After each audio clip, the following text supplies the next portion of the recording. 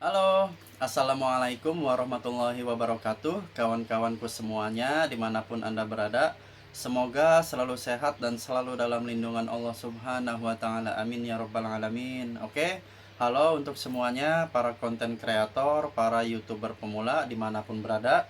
Di video ini saya akan membahas tentang seputar YouTube.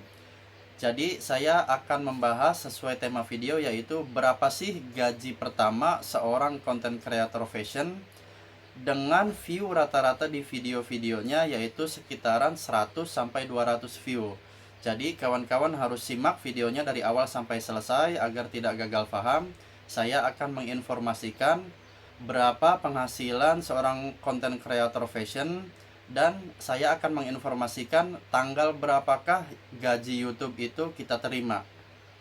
Oke, kawan-kawan semuanya, sebelum simak videonya, jangan lupa dukung channel ini dengan cara like, subscribe, dan berikan komentar yang positif agar channel ini semakin berkembang dan saya semakin bersemangat untuk terus berkarya, khususnya di dunia fashion, dan terus menginformasikan perkembangan-perkembangan seputar dunia YouTube. Walaupun pengetahuan saya belum begitu banyak, saya akan share, saya akan bagikan pengalaman saya kepada kawan-kawan semuanya. Oke, kita simak videonya ya.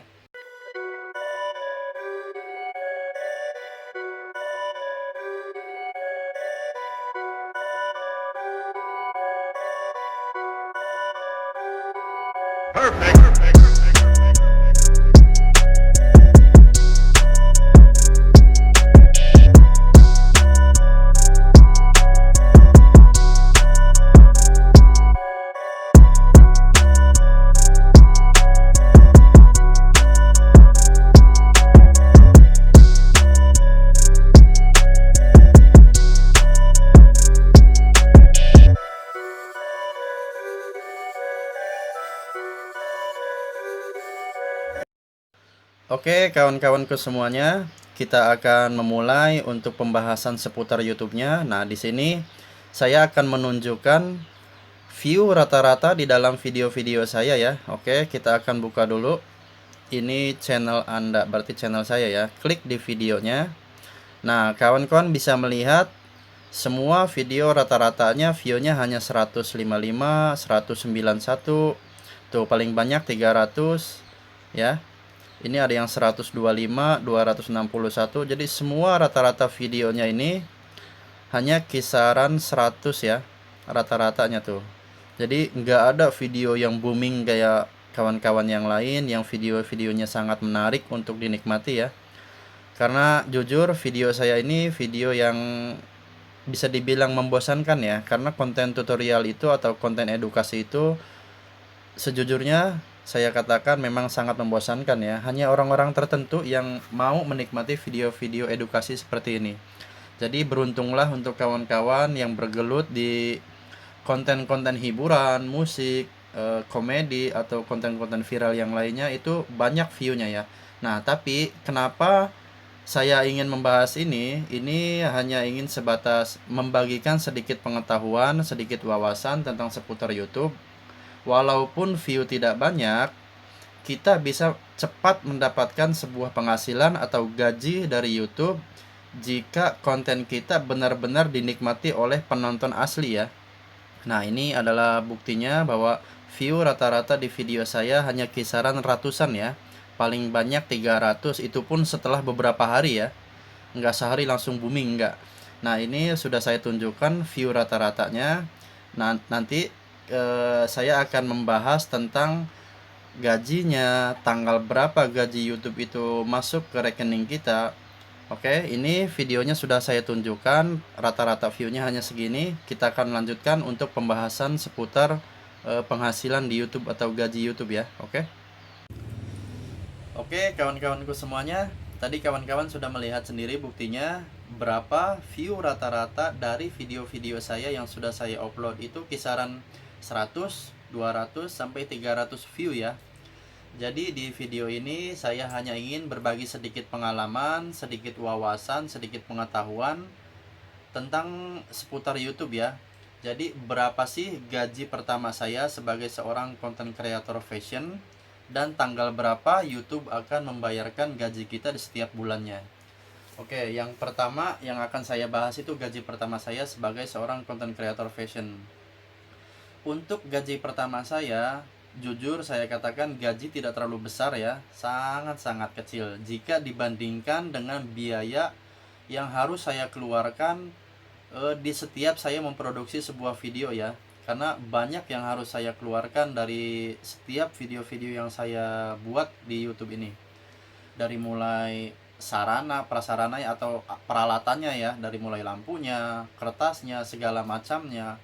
Yang terutama karena saya tidak menggunakan wifi, otomatis saya menggunakan kuota ya. Jadi sangat-sangat bisa dibilang minus minus ya, bukan plus ya, minus ya, minus lagi, saya salah ngomong. Oke lah, di bawah santai aja ya. Jadi untuk penghasilan sendiri saya masih mendapatkan di angka 17 ya, 1.700.000-an segitu ya. Itu kalau untuk melihat segi untung itu sangat-sangat tidak untung ya, bahkan rugi ya. Dari mulai berapa harus biaya yang harus saya keluarkan itu rugi ya. Tapi saya tidak melihat untung dan ruginya. Saya bersyukur dengan konten yang sederhana ini, konten yang notabene tidak menarik, karena konten edukasi itu jujur tidak menarik untuk dinikmati. Hanya sebagian orang yang benar-benar ingin menikmati konten edukasi seperti ini. Berbeda dengan kawan-kawan yang kontennya hiburan, cover lagu, komedi, atau apapun konten-konten viral yang lainnya. Itu sangat berbeda. Konten-konten yang saya bikin ini, yang saya buat ini adalah konten edukasi. Dan semua orang tahu konten edukasi itu sangat membosankan bagi sebagian orang ya. Tapi bagi sebagian yang lainnya itu sangat mendidik dan sangat bermanfaat sekali. Dan saya sangat bersyukur sekali, walaupun belum begitu banyak, penghasilan saya baru di angka 1,7 juta itu. Buat saya sangat-sangat bersyukur sekali. Alhamdulillah banget, saya masih punya penghasilan sampingan yang nantinya.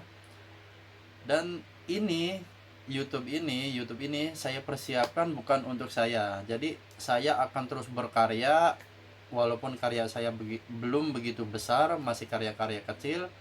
Jadi YouTube ini saya persiapkan, ingin saya wariskan kepada anak saya kelak nantinya. Jadi saya fokusnya bukan untuk ke saya. Jadi saya akan terus membuat karya, terus berkarya. Walaupun biaya yang harus saya keluarkan untuk membuat sebuah konten itu sangat lumayan ya. Tapi saya nggak mempedulikan itu, karena ini channel ini, Yudi Setiawan channel ini, saya persiapkan untuk anak-anak saya nantinya. Oke, untuk penghasilan saya sudah tunjukkan. Nanti juga screenshotnya akan saya tunjukkan berapa gaji saya ya. Gaji pertama.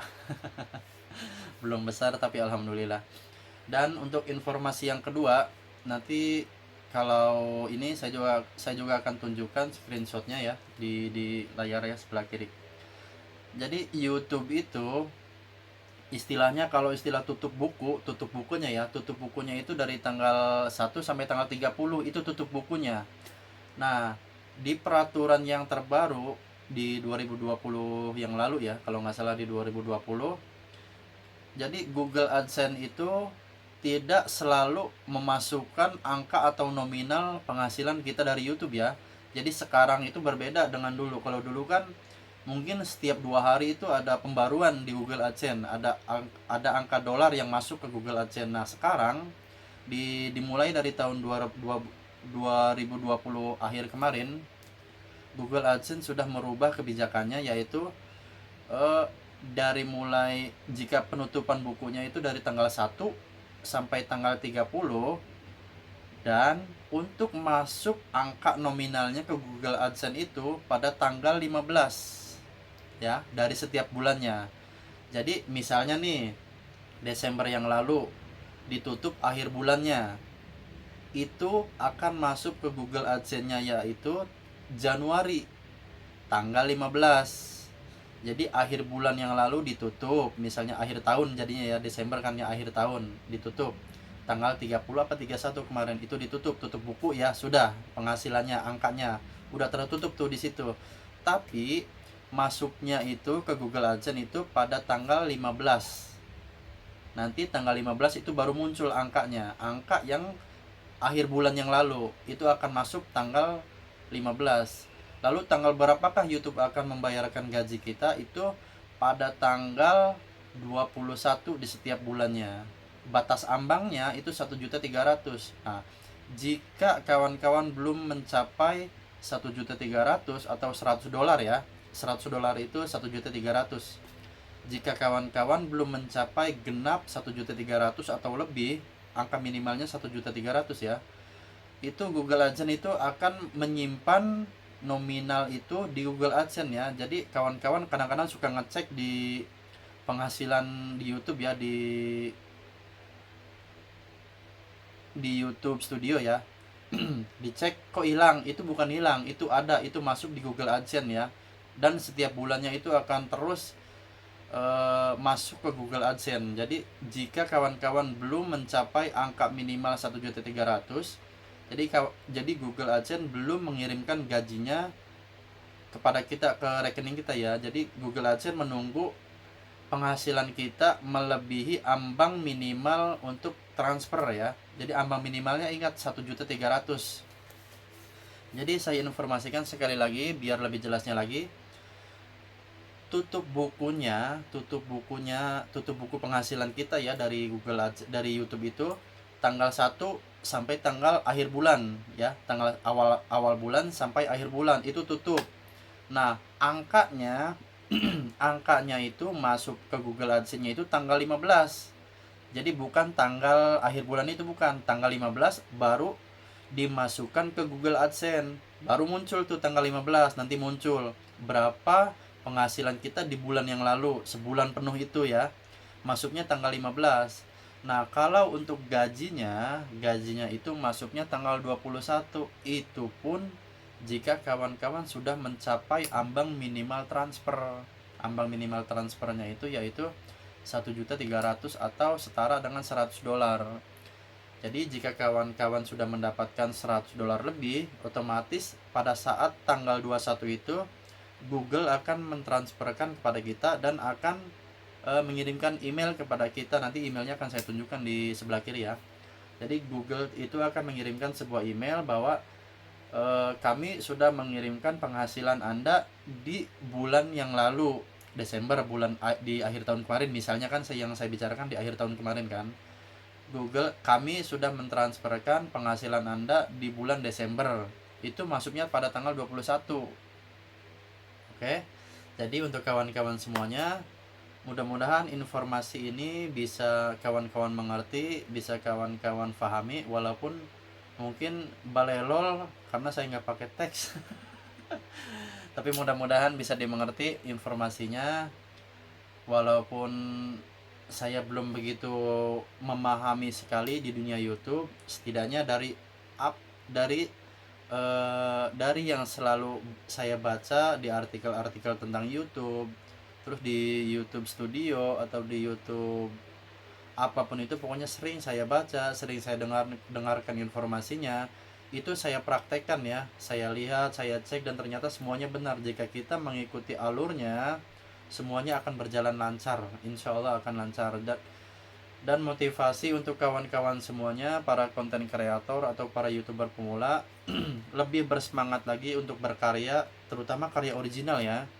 Berbagi hal yang positif, karena apa yang kita bagikan itu kelak akan dilihat oleh jutaan mata ya. Anak-anak pasti ngebuka, apalagi sekarang kan zamannya belajar online ya, belajarnya di online ya, di YouTube, di berbagai macam fasilitas belajar online yang lainnya. Di YouTube juga banyak sekarang. Jadi apa yang kita bagikan itu nanti akan kita pertanggungjawabkan. Jadi untuk kawan-kawan semuanya, ayo kita berkarya yang positif, berbagi hal yang positif, berbagi hiburan yang positif. Jadi apa yang kita bagikan hari ini kelak akan dilihat oleh jutaan pasang mata manusia. Jadi itu akan dipertanggungjawabkan nantinya. Semoga kita semua bisa menjadi seorang konten kreator yang bijak, membagikan sebuah hal-hal yang positif. Oke, banyak yang berpikir konten-konten yang, contoh konten saya sebagai konten edukasi itu sangat membosankan, kurang peminat, sangat lambat untuk perkembangannya. Oke, benar, itu benar adanya, benar sekali. Tapi yang perlu kawan-kawan ketahui, kenapa saya bisa mendapatkan gaji bisa lumayan cepat ya. Video saya memang view-nya rata-rata 100, 200, 300. Tapi kawan-kawan harus pahami, konten itu ada, kalau Den Jesse bilang ada dua jenis ya. Konten viral dan konten evergreen. Kalau saya lain, ada konten viral, konten evergreen, satu lagi konten pemersatu bangsa. Maaf. Konten yang gitu ya. Yang saya akan bahas itu konten viral. Konten viral itu memang bisa membuat kita cepat untuk melejit ya. Tapi konten viral itu kita semua tahu, saat viral mungkin kita bisa naik, bret. Saat sudah tidak viral lagi kita akan turun. Itu konten viral perbedaannya ya. Lalu konten evergreen, apa itu konten evergreen? Konten evergreen itu konten yang selalu hijau atau selalu segar. Konten yang selalu segar itu, konten yang evergreen itu adalah konten-konten yang merupakan konten yang ada manfaatnya. Contoh, konten tutorial masak. Contoh, konten tutorial mengikat tali pancing. Contoh, konten tutorial membuat sebuah baju. Konten tutorial membuat sebuah pola. Itu konten evergreen. Dan saya mendapatkan penghasilan yang paling banyak itu bukan dari video-video terbaru, tapi dari video-video yang lama. Nah, bedanya di situ ya. Kalau konten viral sekali upload naik. Nanti setelah sudah tidak viral udah biasa lagi. Nah, kalau konten yang evergreen itu kontennya lambat, laman kayak keong. Tapi itu akan sedikit-sedikit akan membesar ya, seperti bola salju yang Den Jesse bilang dulu ya. Karena saya kalau mendengar nasihat-nasihat dari YouTuber senior itu saya dengarkan dan saya praktekkan. Jadi tadinya kecil, semakin besar, dan penghasilan yang paling besar itu saya tidak pernah menyangka itu saya dapatkan dari tutorial masang karet kolor. Itu adalah penghasilan yang paling besar dolarnya. Dan itu terus menggelinding semakin besar ya, dari dulu kecil semakin besar dan semakin besar. Itu sangat-sangat benar-benar menguntungkan buat saya ya. Jadi udah ditinggal lama, malah itu yang semakin membesar gitu loh. Konten lama semakin membesar gitu loh. Jadi video-video terbaru saya itu jujur view-nya rata-rata 100, 200, 300. Sangat-sangat kecil penghasilannya ya. Penghasilan yang besarnya itu rahasianya saya bagikan. Jika kita memiliki konten evergreen, konten yang selalu bermanfaat dari masa ke masa, karena muncul generasi baru lagi akan membutuhkan konten itu loh. Konten ilmu itu akan selalu dibutuhkan. Jadi motivasi untuk kawan-kawan semuanya harus lebih mengeluarkan kreativitasnya, mana konten evergreen, mana konten yang viral. Jadi ada dua versi ya, kalau versinya Den Jesse konten viral dan konten evergreen. Satu lagi, kawan-kawan banyak yang sering membuat konten-konten yang agak gimana gitu, banyak view-nya. Itu bisa saja saya lakukan, kayak apalagi saya kan berada di pulau yang sangat indah, pantai-pantai yang indah, banyak turis. Bisa aja kalau saya ingin mencari view, dari situ pun saya bisa, dari konten-konten yang seperti itu. Dan jujur konten seperti itu banyak sekali diminati oleh para penonton ya. Tapi ini untuk pribadi saya ya, untuk kawan-kawan terserah. Untuk pribadi saya, kenapa saya tidak mau menggunakan konten yang seperti itu, yang di pantai atau di apa. Jadi sudah cukup, dosa saya itu sudah banyak. Saya nggak mau lagi ditambah dosa jariah dengan membagikan hal-hal yang negatif. Walaupun penontonnya sangat banyak, yang kayak gitu itu penontonnya banyak. Buat saya pribadi loh ya, untuk kawan-kawan itu terserah, hak masing-masing. Saya tidak membuli, saya tidak menjudge, saya tidak menganggap diri saya bersih, suci, enggak. Saya masih banyak dosa. Justru karena saya merasa banyak dosa, saya tidak mau menambah dengan membagikan hal-hal yang negatif. Karena dari apa yang kita bagikan itu akan berpengaruh, berdampak besar pada generasi-generasi mendatang. Dan itu akan kita pertanggungjawabkan di hari penghisaban, di hari akhir. Oke, untuk kawan-kawan semuanya, semoga omong kosong dari awal sampai selesai ini yang saya jelaskan di sini, mudah-mudahan ada sedikit yang bisa diambil manfaatnya untuk kawan-kawan semuanya. Jika ada kesalahan kata dari saya mohon maaf sebesar-besarnya, karena saya tidak menggunakan teks, saya tidak menggunakan apapun, persiapan apapun, saya hanya sebatas blown atau keluarkan yang ada di kepala saya langsung dadakan. Mudah-mudahan ada sedikit manfaat ya.